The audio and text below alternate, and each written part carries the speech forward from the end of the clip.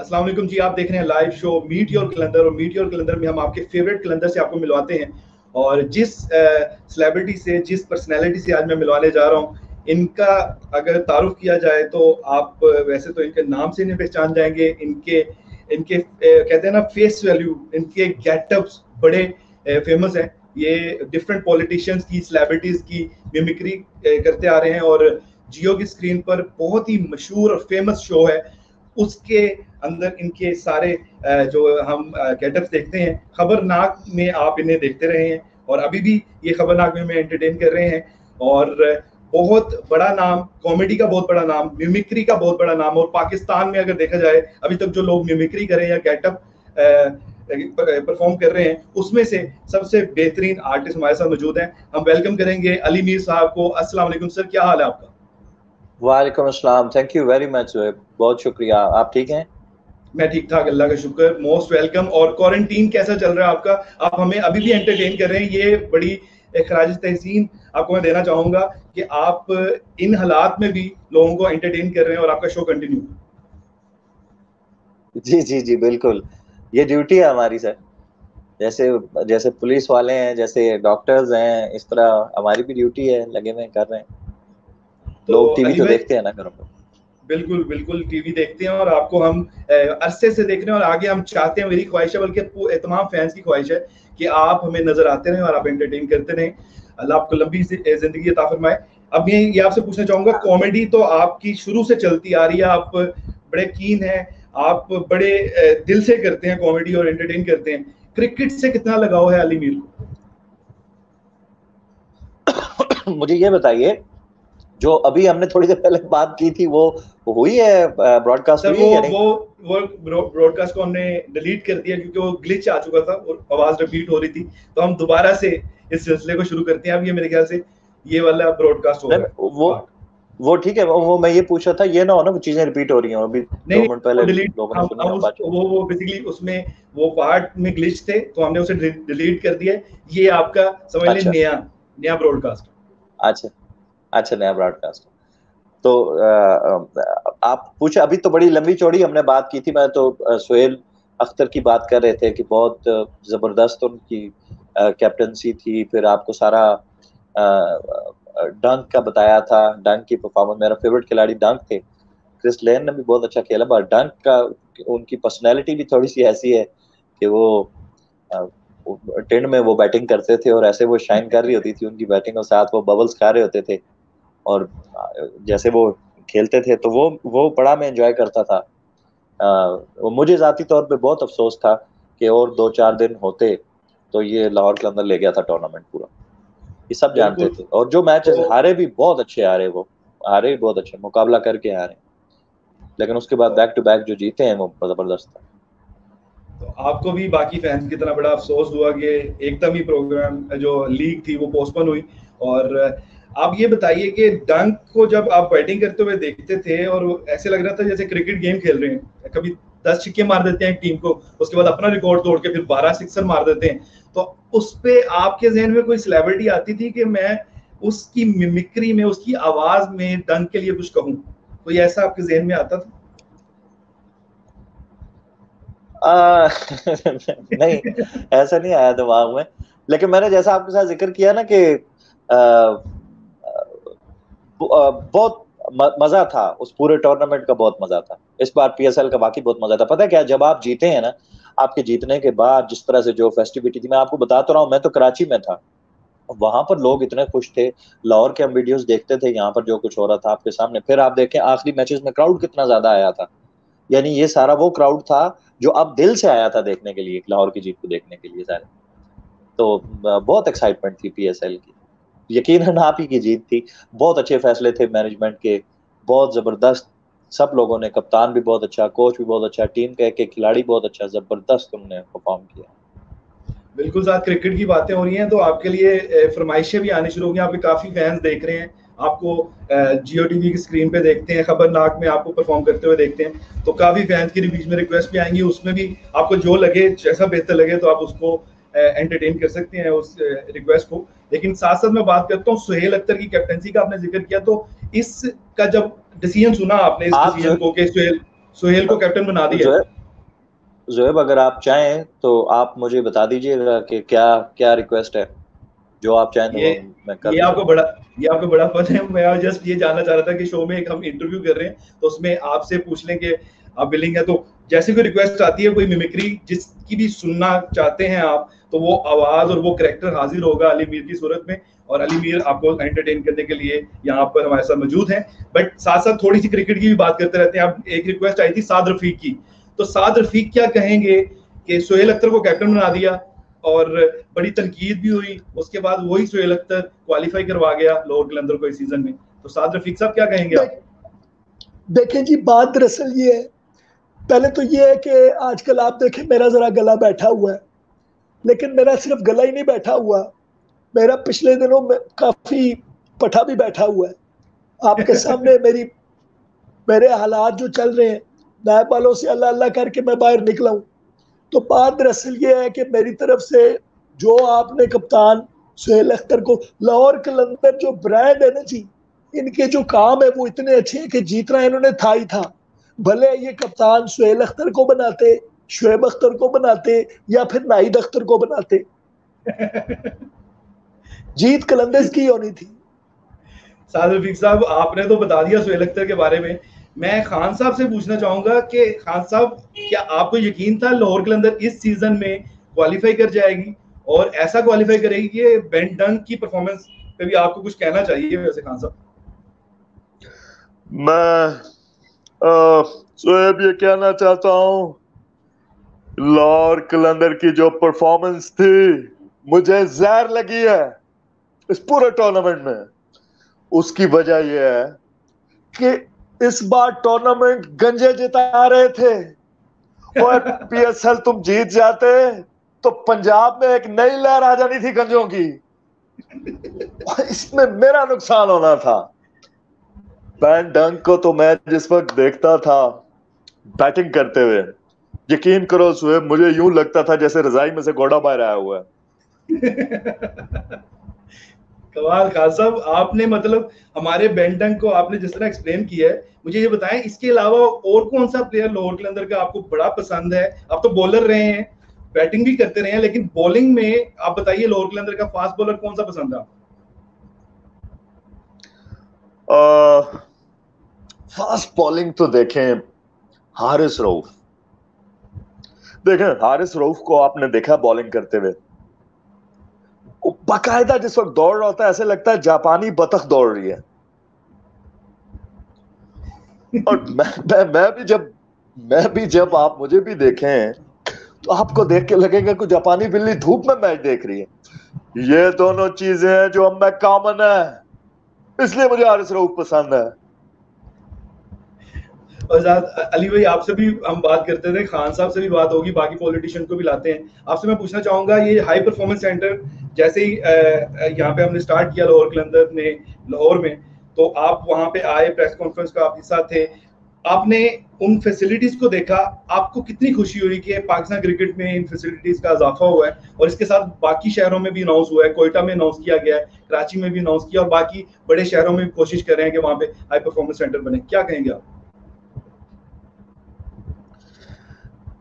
देखें, ये तो नेशनल सर्विस है, ये हुकूमतों के करने के काम है, ये पीसीबी के करने के काम है, और इन्होंने कुछ भी नहीं किया। आप पलट के देखें जरा, 80s 90s 2000 क्या हुआ? कुछ भी नहीं किया। एक एक खिलाड़ी 20-20 साल खेला करता था क्रिकेट। 90s पूरा देख लें, 2000 से ऑनवर्ड देखें, ऐसा ही है ना, कोई चेंज नहीं किसी को। यानी जो बंदा है, अब जब तक वो रिटायर हो के उसको वो फारग नहीं होगा, उस वक्त तक किसी दूसरे का हक ही नहीं है आने का। सिर्फ मैं क्रिकेट की बात नहीं करता, मीडिया को भी देख लें। यानी पीटीवी पे चंद मखसूस चेहरे थे ना, वही थे जो आया करते थे। वो चीज नहीं थी कि जिस तरह अब कंपटीशन हुआ हुआ है कि इस सेम टाइम के ऊपर जियो पे फलां, दूसरे पे ये, तीसरे पे ये, चौथे पे वो, पांचवे पे वो, यहाँ नहीं तो वहां, वो नहीं तो सोशल मीडिया, फलां फलां फलां। इसी तरह जो काम लाहौर कलंदर्स ने किया है, जिस तरह से अब इन्होंने नई रिवाइट डाल दी है, अभी भी ये काम सिर्फ लाहौर कलंदर कर रहे हैं। बाकियों को हालांकि चाहिए था कि इस चीज को कॉपी तो करें, इस मॉडल को सारे। कोई हाई परफॉर्मेंस सेंटर किसी ने नहीं बनाया हुआ, उसके बाद इतने ऑडिशंस करने वाला काम ये किसी ने नहीं किया हुआ, रात दिन मेहनत वाला काम ये नहीं किया किसी ने। आप हर साल, मैंने जोक भी किया था इनसे आतिफ भाई के साथ, कि हर साल आप एक बच्चा देते हैं पाकिस्तान क्रिकेट को, कभी हारिस रऊफ, कभी शोएब अख्तर, तो कभी, एक रिवायत है पूरी इतनी बड़ी। तो ये बाकी तो नहीं कर रहे ये सब कुछ, तो फिर इतना पैसा लगा रहे हैं, इतने वसाइल मतलब अपने जाया कर रहे हैं, और बड़ी आसानी से जूतों की एक फैक्ट्री लगा लें, उसमें एक एक पैसा बनाते जाएं, अपनी जिंदगी को आसान बनाएं। इतना मुश्किल अपनी जिंदगी को क्यों किया हुआ है कि आप इतनी कुर्बानियां दे रहे हैं, आपको कुछ हासिल नहीं हो रहा उन चीजों का। तो ऐसे जो लोग हैं जो इतना बढ़ चढ़ के आगे जब कुर्बानियां देते हैं, तो उनके हाथ और बाजू बनने की जरूरत होता है, उनकी सपोर्ट करने की जरूरत होती है, उनका काम शेयर करने की जरूरत होती है। ये सब मैंने तो अपनी आंखों से देखा, जब मैं कराची में भी था तो वहां भी लोग सब लाहौर कलंदर्स को ट्रिब्यूट दे रहे थे, बहुत खिदमत है इनकी, आउटस्टैंडिंग। तो इतनी ये खुशी की बात है कि बजाय इसके कि वो ये कहें कि हमारी टीम जीते, वहां वो भी ये कह रहे थे कि हमारी दुआ है कि ये जीते। बहुत बड़ी बात है, तारीफ वो जो शौकन करे। जरूरी है, जरूरी है। और आपने वो बातें बताई जो कि आप कराची में बैठ के ऑब्जर्व कर रहे थे, सुन रहे थे। तो अब मुझे ये बताइए कि दिलबर हुसैन की बात करें, हाईलाइट इस सीजन की दिलबर हुसैन थे, जो कि पीडीपी का हिस्सा हैं और पीडीपी से सिलेक्ट हुए, उन्हें ऑस्ट्रेलिया का टूर करवाया गया, उनकी जिंदगी बदल गई। वो जिम्मेदारा करते थे जी, और जिम्मेदारे से सीधे बिग बैश लीग खेलने के लिए गए और फिर पीएसएल खेले, और उन्होंने इम्प्रेस कर दिया मिसबाह हक को, वकार यूनुस को और तमाम सीनियर क्रिकेटर। आप फिक्र ना करें, ये जिस तरीके से आगे बढ़ते जा रहे हैं, जमींदारा और वहां से वो हाई परफॉर्मेंस सेंटर और फिर वहां से वो बिग बैश, ये थोड़े अरसे में जैकी चैन की फिल्मों में नजर आएंगे आपको। और इस तरह के कैरेक्टर्स होते हैं, इस तरह के कैरेक्टर्स होते हैं जिनको जैकी चैन की फिल्म के पहले सीन में फायर बजता ठा। आप मेरे ख्याल से बैन डंक, क्रिस लिन के बाद हमने लोकली हमने वो बंदा पेश किया जो मुकाबले में। बैन डंक वगैरह तो कुछ भी नहीं है। दिलबर हुसैन, यकीन करें, वो बॉल कराते दौड़ रहे होते थे। अब एक तो माशाल्लाह उनके सर पे शाइन भी बहुत है, और ऊपर से हाथ में बॉल पे भी शाइन होती है, तो पता नहीं लगता था कि अभी बैन डंक, ये अपना दिलबर हुसैन बॉल को स्विंग करेंगे या खुद स्विंग होंगे, वो नहीं पता लगता, क्योंकि इनके अंदर ना डबल कैपेसिटी है इनके अंदर। ये मुझे राना आतिफ बता रहे थे, इनके अंदर डबल कैपेसिटी है, ये मैं खुद से कह रहा हूँ। डबल कैपेसिटी ये है कि एक तो ये कि गेंद को ये एक साइड से रफ करके स्विंग कर लेते हैं, इन स्विंग भी कर लेते हैं, आउट स्विंग भी कर लेते हैं।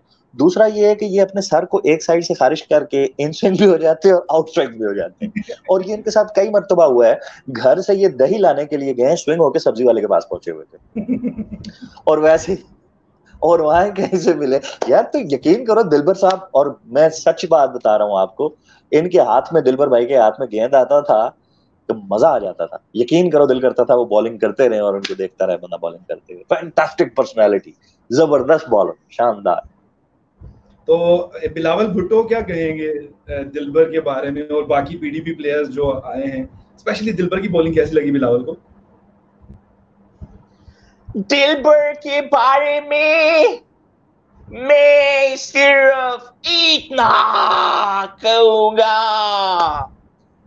दिलबर दिलबर दिलबर, हाँ दिलबर दिलबर, दिलबर अंकल, देसू देसू, दिलबर न देसू। कमाल कमाल, बिलावल साहब कमाल कर गए आप। दिलबर साहब आपके लाहौर कलंदर के दिलबर साहब वो खिलाड़ी हैं जिनसे बाकायदा दिल करता है कि बंदा जाकर मिले और ऑटोग्राफ ले। तो मैं आऊंगा किसी दिन, अगर वो इधर हुए। अब तो वो यहाँ होंगे ही नहीं, वो तो ऑस्ट्रेलिया से आगे की उससे नीचे की तो कोई बात ही नहीं। लेकिन यहाँ अगर इधर आए लाहौर में तो उनसे मिलूंगा और उनसे ऑटोग्राफ लूंगा। वो ऐसी फैंटास्टिक पर्सनालिटी, फिर उन्हीं जमीनों में है वो और अपने घर वालों के साथ टाइम गुजार रहे हैं, और वो अपनी मिट्टी को नहीं भूलते और अपनी उस जगह को नहीं भूलते दिलबर। और इंशाल्लाह दिलबर आपसे जरूर मिलेंगे। और अब ये बताइए, शाहीन शाह अफरीदी ने बड़ी अच्छी परफॉर्मेंस दी, और हालांकि उनका फ्रैक्चर था, थंब फ्रैक्चर था, उस फ्रैक्चर के साथ भी उन्होंने बॉलिंग की, विकेट्स ली, टीम को स्टेबल किया, टीम कंट्रोल में थी। तो क्या कहेंगे शाहीन शाह अफरीदी की परफॉर्मेंस के बारे में? बहुत हिम्मत का मुजाहरा किया है शाहीन शाह अफरीदी ने। कमाल के प्लेयर हैं, लेफ्ट आर्म बॉलर हैं ये। और शाहीन शाह अफरीदी, मेरा ख्याल है बड़े से बड़े बैट्समैन को आउट करना शाहीन शाह अफरीदी के बाएं हाथ का खेल होगा। लेफ्ट आर्म है ना, इसलिए कह रहा हूँ। माशाल्लाह माशाल्लाह। और ये शरारती भी बड़े हैं, यानी बड़े शरारती सी एक चेहरे पे उनकी स्माइल, और फिर वो एंड पे जो इस तरह विकेट लेके एक वो फ्लाइंग किस करते हैं, और फिर वो एक बड़ा सा मीनार सा पिच के बीच में खड़ा हुआ होता है जैसे वो। तो बड़ा इनका एक स्टाइल बड़ा मशहूर है, और बड़े खूबसूरत खिलाड़ी हैं शाहीन शाह अफरीदी। माशाल्लाह माशाल्लाह। अब बात कर रहे हैं हम प्लेयर्स की, इसके साथ आकिब जावेद साहब की बात करते हैं। 4 सालों में बड़ी शाहीन शाह अफरीदी का मुझे एक बात बताएं, वो सिगरेट के पैकेट के ऊपर वो जो आजकल उनकी तस्वीरें आ रही है ना शाहीन शाह अफरीदी की, वो जो होंठ नहीं बने हुए ऐसे करके होंठ पड़े हुए। अली भाई मैंने मेरा बड़ा तंबाकू नोशी अगर छोड़ोगे नहीं तो होंठ ऐसे हो जाएंगे।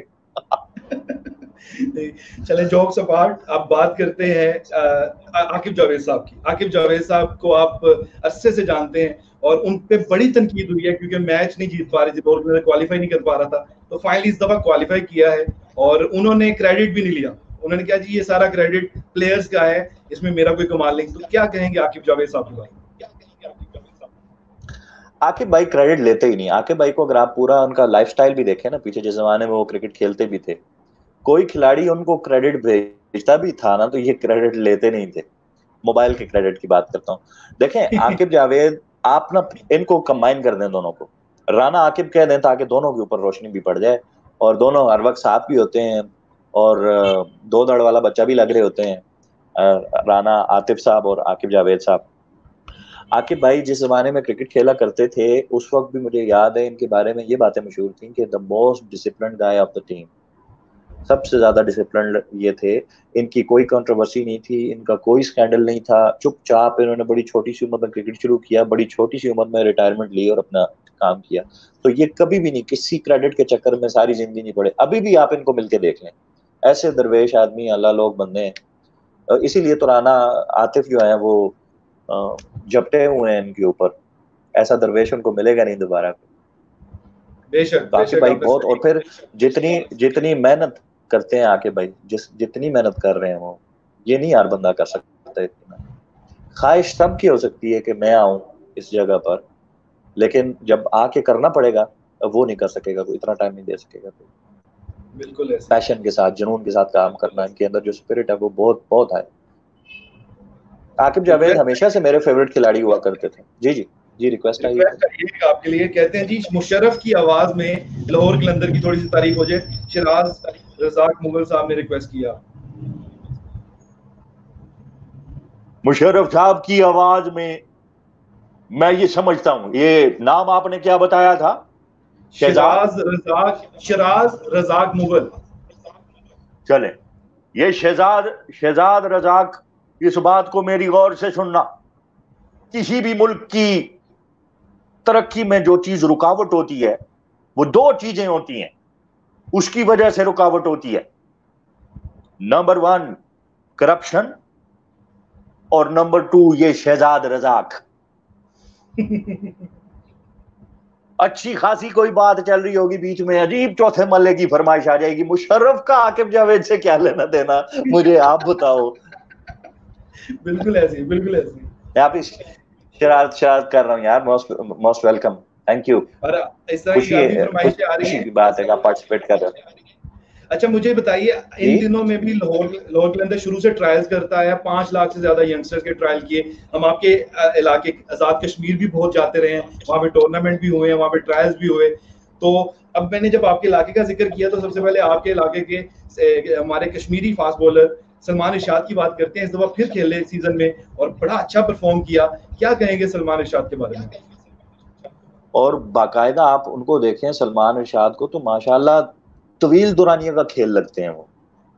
एक इतना उनका कद है, बाकायदा बेहूदगी की हद तक लंबे हैं वो, और उतनी रफ्तार है उनकी बॉल की, वो तो प्राइड है सर। सलमान इरशाद तो माशाल्लाह पिछली बार भी उन्होंने बहुत जबरदस्त परफॉर्म किया, इस बार उन्होंने मेरा ख्याल है एक मैच में 4 विकेट्स भी लिए हैं। बिल्कुल बिल्कुल ऐसे ही, अच्छा, बिल्कुल ऐसे ये ये वो दूसरे कश्मीरी हैं जिन्होंने 4 विकेट्स लिए हैं। एक और भी दूसरे। थे, वो आपके इल्म में नहीं होगा, वो मैं था जी। अच्छा, आपने सर कब ली विकेट्स, कब खेलते थे आप? नहीं नहीं, मैंने लिबर्टी मार्केट से लिए थे 4 विकेट्स। तीन, हालांकि तीन लेने चाहिए थे, हमने चौथा एक्स्ट्रा लिया। नहीं नहीं, 4 विकेट्स इत्तेफाक से मैंने भी ली थी, मुझे जरूरत थी वो। लिबर्टी से मैंने लिए तो सलमान इरशाद ने भी लिए। लेकिन सलमान इरशाद माशाल्लाह बहुत बड़ी बात है, फिर मैंने उनका पैकेज भी देखा है सलमान इरशाद का। अच्छा, जहां आपने उनको ढूंढा और जो वो जगह जहाँ पे वो प्रैक्टिस करते थे अपने घर में, लेकिन आपने वो देखा होगा कितना खूबसूरत एरिया है वो, बिल्कुल, पहाड़, सब्जा, लोग बहुत खूबसूरत ब्यूटी, है, प्यार करने वाले, मेहमान नवाज।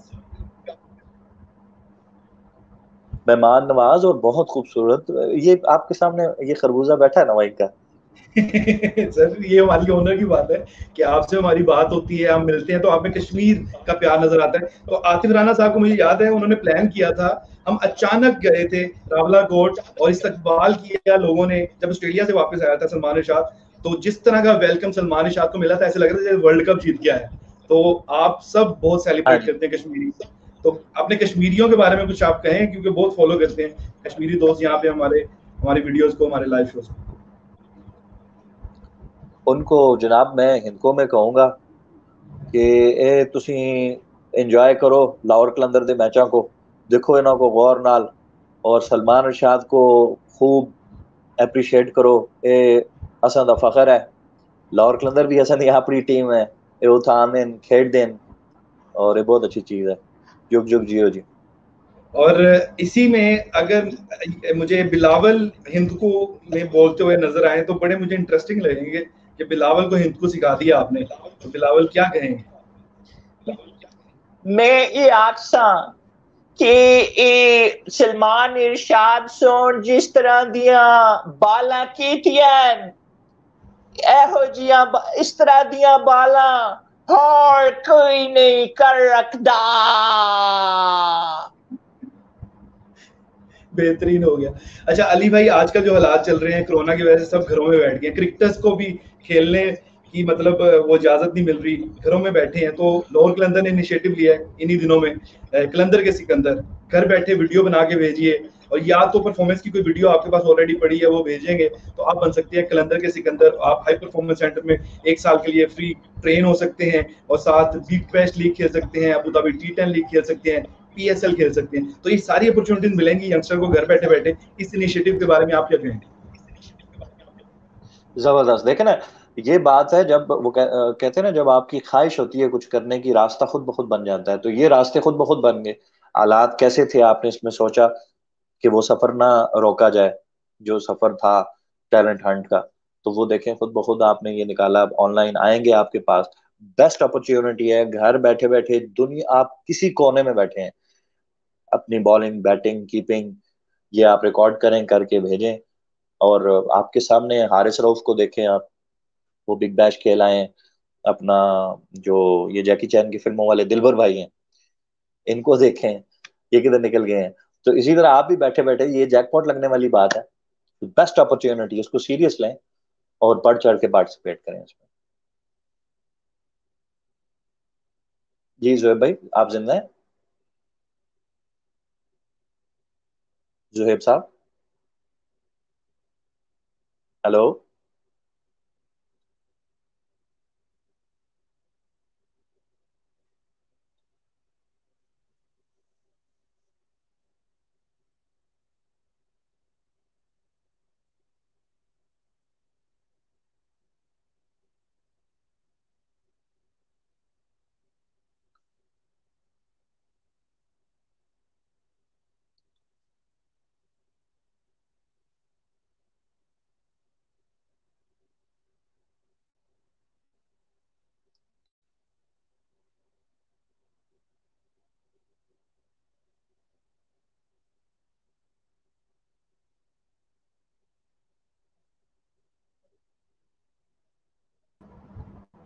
जी हेलो हेलो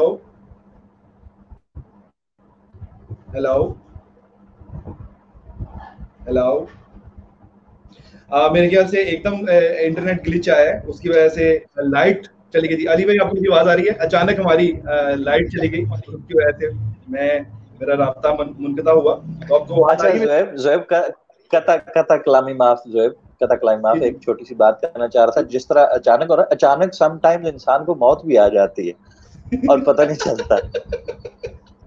तो वो कुछ ऐसी, वो मेरे नेट को मौत आ गई। और अभी ऐसा हुआ है कि मैं बोले जा रहा था, आप गायब थे, और मैं बोले जा रहा हूँ, मैं कह रहा हूँ ज़ोएब जिंदा हो, हेलो। सर ये घर की कहानी है, हर घर में नेट चल रहे हैं, अचानक कहीं लाइट चली जाती है, कहीं नेट डाउन हो जाता है। तो अली भाई हम फिर भी लोगों को रोजाना एंटरटेन करते हैं, डेली आते हैं, कोई क्रिकेटर होता है हमारे साथ, कभी आप आज आप हमारे साथ हैं, तो इसी तरह एंटरटेन कर रहे हैं और लगे हुए हैं फुल टाइम, और कोशिश कर रहे हैं कि सब एंटरटेन होते रहें, चाहे हमारे नेट नहीं चल रहे, चाहे हमारी लाइट नहीं आ रही। तो सॉरी आपने थोड़ी देर मेरे बगैर शो में मतलब गुजारा किया।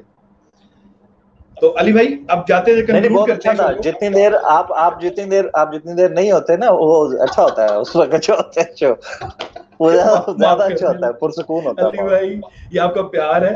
सो ये मैं वापडा वालों को कोस रहा हूँ कि मैं उन्होंने लाइट भेजी है, और अली भाई की अब जो मैं कैरेक्टर आएगा, अली भाई ने मुझे नहीं छोड़ना।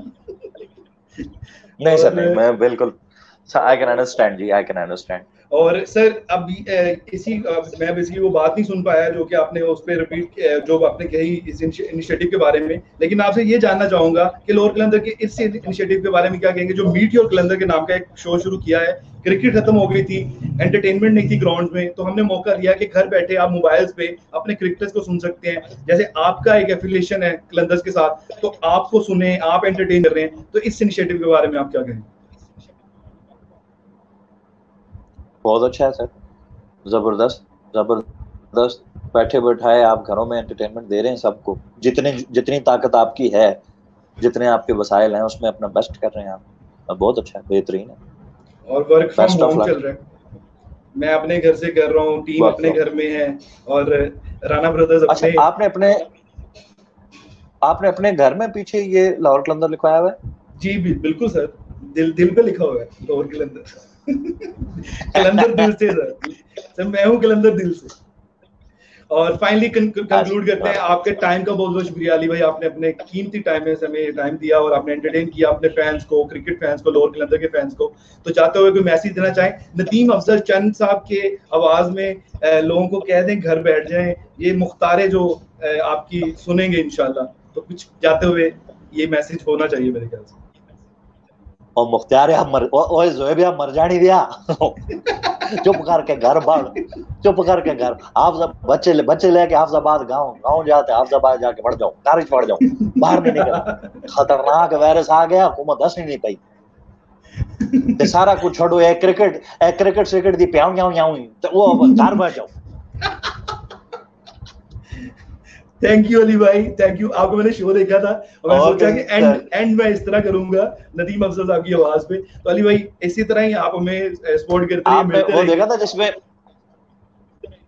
अच्छा जी ठीक है सर, जी बोले सर, कंटिन्यू कीजिए। जो लास्ट जिसमें चंद साहब भी बैठे हुए थे, दोनों असली और नकली चंद साहब बैठे हुए थे, जिसमें शो से पहले मैं वही देखकर शो पे बैठा था और मुझे इतना पसंद आया कि ये मुझे लाइन एक्सपेक्टेड थी कि आप नदीम अफजल चंद बन के ये कहेंगे, तो बहुत अच्छे। God bless you sir. चलो बहुत अच्छा, थैंक यू ज़ोएब भाई, बहुत शुक्रिया। नेक्स्ट लाइव शो में कभी आपसे मुलाकात होगी और इसी तरह ही सिलसिला चलता रहेगा मीट योर कलंदर का। लाइट चली जाए, नेट डाउन हो जाए, हमने घबराना नहीं है, हम आपको एंटरटेन करते रहेंगे। आपने भी नहीं घबराना, आप भी मीट योर कलंदर का डेली इंतजार करते हैं और आपको मीट योर कलंदर में आपसे मिलवाते रहेंगे उन कलंदर्स को जो कि सेल्फलेस हैं। एक वर्ड ऐड कर दूं? जी एक वर्ड ऐड कर दूं बीच में ज़ोएब? आप ठीक कह रहे हैं, मैं भी आपके व्यूअर्स से यही कहना चाहूंगा, आपने ये लाइट चली जाए जो मर्जी हो, आपने कलंदर से घबराना नहीं है, आपने लड़ना है कलंदर से। लड़ना नहीं है, बल्कि कोरोना से डरना है और कलंदर से प्यार करना है। थैंक यू अली भाई, बड़ा मजेदार सेशन था और मैं अब चाहूंगा इजाजत, मिलेंगे अब आपको नेक्स्ट लाइव शो में। खुदा।